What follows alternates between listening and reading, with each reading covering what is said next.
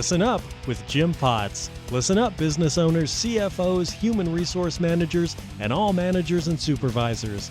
Jim Potts is answering and addressing your questions and concerns, helping you stay out of court. Furthermore, please be advised that Jim's answers are not legal advice and are only intended as a guide based on his years of experience. The phone lines are open. 1-855-4-J-POTS. That's 1-855-457-6887. You can also email us at listenup@jameswilliampottsllc.com.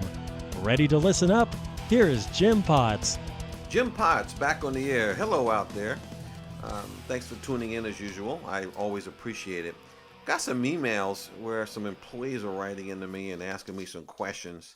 And I want to be able to address with them. In the last couple of segments, I didn't have time based upon what it was I was talking about. But I got an email from actually, this first one's from a manager. And basically is what the manager is asking me is what happens when an employee refuses to sign a warning notice or even refuses to sign acknowledgement for the handbook.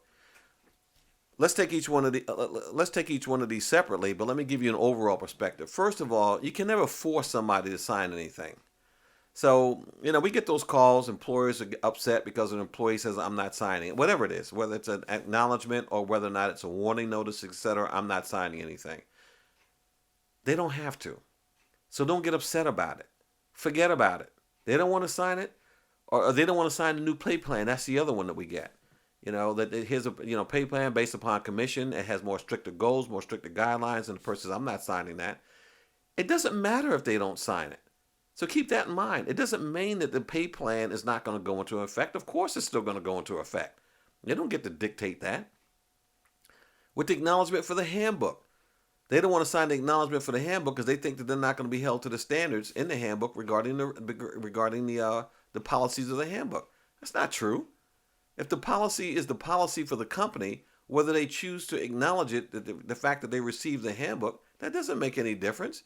If you got 50 other employees that work there, can you imagine if everybody just refused to sign it? What kind of chaos that would create? So don't worry about it.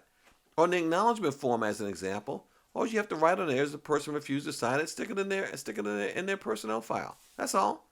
They're still held accountable to whatever policies are in the handbook. So don't worry about it. The pay plan, same thing. Pay plan goes into effect as whatever it is stated in the pay plan that you were trying to give them. They refuse to sign it, so what? If it's effective April 1st, and on April 1st, this is the pay plan. You don't have to agree with it. That doesn't mean that that's not what they're going to get paid. Let's talk about the warning notices.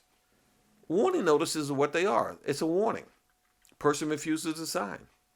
You know what? That's their right. They don't have to sign it.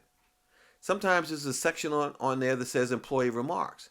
So let's say they refuse to sign it, but they write in there under the employee remarks. What have they just done? They've just acknowledged by their writing on there that, in fact, they saw the warning notice. If it's something that's going to go into litigation, the whole issue is going to be whether or not the person saw it, not necessarily whether the person agreed with it. So don't worry about it.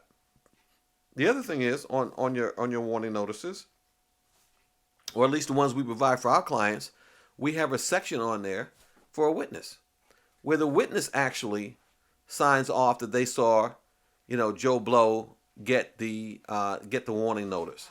So the witness signs off that they saw the person, and end of story as well. On ours, we also have a little box that they can check off that says, I refuse to sign. And you get them to initial it right where they put, right where the little box says refuse to sign. Now, when they initial it, what are they also doing? They're also acknowledging the fact that they got it. And again, it doesn't matter whether they agree with what's written in there. And most employers, I will tell you, let me send this message out to employers, managers, and supervisors. Give the employee an opportunity to respond or that they disagree with the warning notice. If they don't agree with it, it's okay. So what? They're not going to agree with getting a warning notice. So all you have to do is give them the opportunity to be able to give their side of it. And end of story. It shows that you're a better employer, in my opinion, for doing that. Later on, the person is going to bring it up, goes to some kind of hearing. Well, I didn't agree with it. It doesn't matter that they agreed. Did they get the warning notice telling them that they have to straighten the behavior out? So this business about being upset because somebody, in fact, doesn't want to sign something, you can't force them to sign it. So don't try to do it. Doesn't matter. All right.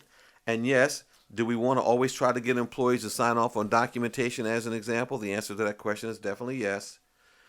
We always would like to see that versus not seeing that. But just commit it to writing. That's what's most important. Use emails. You can always do an email back to the person that says, hey, listen, I just want to confirm we had our conversation today. You sent them the email. I understood that you refused to sign the warning notice as an example. And that's fine. The person could write back and says, yes, I'm not comfortable with signing things. The person could acknowledge the email. When they do that, once again, what are they doing? They're giving credibility, or I shouldn't say credibility. They're giving acknowledgement to the fact that there was a discussion held regarding the documentation that was being presented. All right, let's move on. Here's another email. Can my employer make me work overtime? And what if the overtime is on Saturday, which is my Sabbath? Can I refuse both of those? Okay, employees out there, let's just remember who owns the company or who's running the department. You can't have the tail wagging the dog.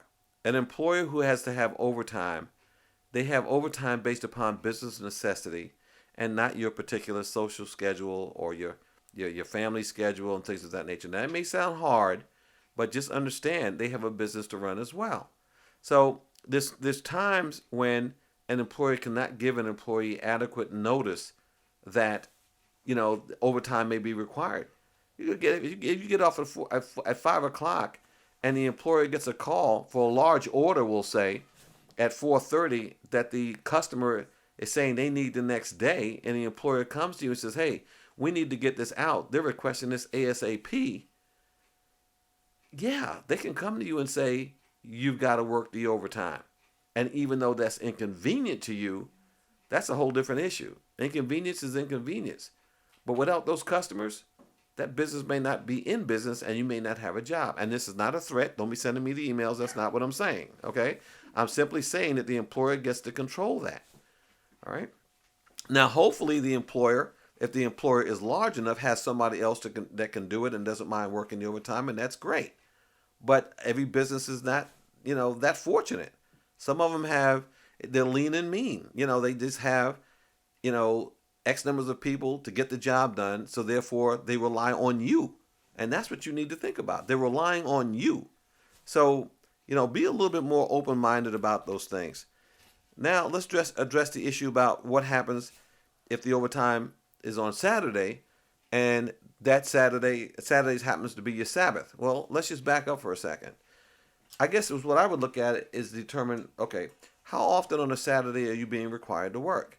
Sometimes an employer has, we'll just say, inventory once a year or twice a year, whatever it may be, and may turn around and say, hey, listen, Saturday, we need the inventory. We need to, do the inventory. So we have to go through, count everything, whatever the case may be. And they do it once a quarter, twice a year, once a year, whatever the case may be. And therefore, we need you to work overtime. They're not asking you to work overtime based upon your religious needs or preferences or trying to interfere with that. They're doing it based upon the needs of the company, business necessity. We have to get the inventory done, and it's once a month or once a quarter or once twice a year, whatever the case may be, and therefore I need you there. In my opinion, in my humble opinion, that's not a violation of your rights. The employer can require that. Now again, if the employer is large enough where they have other individuals that can actually fill in for that spot, and all they need is a body to take care of it, then that's fine. They can provide that as a reasonable accommodation to you.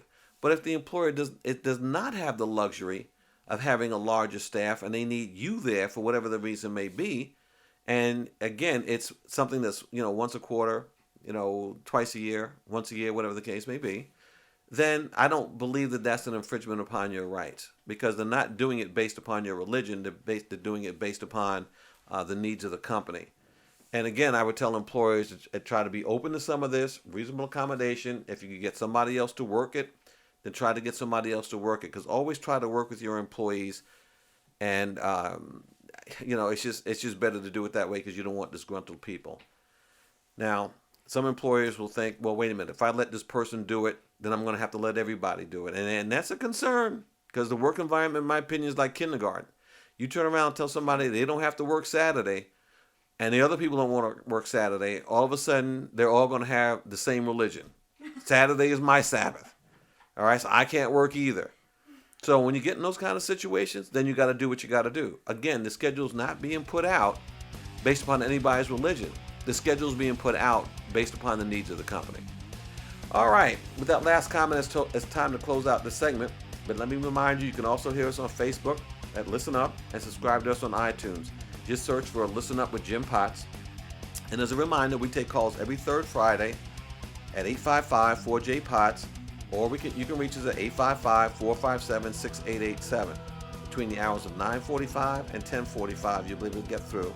Or email us at listenupwithjameswilliampottslllc.com. Also, as I've stated before, and it sounds like I'm beating a dead horse, but I could have new people out there listening. I'm also on Twitter, and I'm also on LinkedIn. So connect with me on both of those two social sites because I'm putting information out there as well through that medium and social media outlets as well. Okay, I'm Jim Potts, and I will continue to fight the fight. Thanks for listening. Catch up with you next time. Thank you for being a part of Listen Up with Jim Potts. We take your calls every third Friday at 10 a.m. Pacific Standard Time for your questions and concerns. Call us at 1-855-4J-POTS.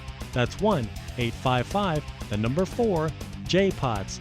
Again, that's every third Friday at 10 a.m. Pacific Standard Time at 1-855-4J-POTS. Like us on Facebook, subscribe to us on iTunes, and link up with us on LinkedIn. You can also email us at listenup@jameswilliampottsllc.com. Until next time, make it a great week.